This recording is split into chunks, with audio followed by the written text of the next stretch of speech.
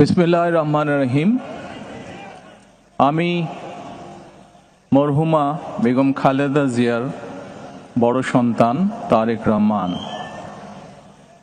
আমি আজকে এখানে উপস্থিত সকল ভাইয়েরা এবং বোনেরা যারা উপস্থিত আছেন,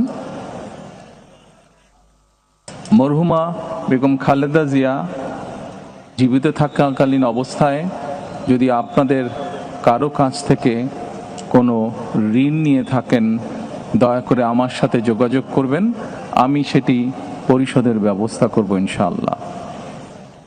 একই সাথে উনি জীবিত থাকাকালীন অবস্থায় ওনার কোনো ব্যবহারে, ওনার কোনো কথায় যদি কেউ আঘাত পেয়ে থাকেন, তাহলে মরহুমার পক্ষ থেকে আমি আপনাদের কাছে ক্ষমা প্রার্থী। দোয়া করবেন আল্লাহ তাআলা যাতে ওনাকে বেহেশত দান করেন। আসসালামু আলাইকুম।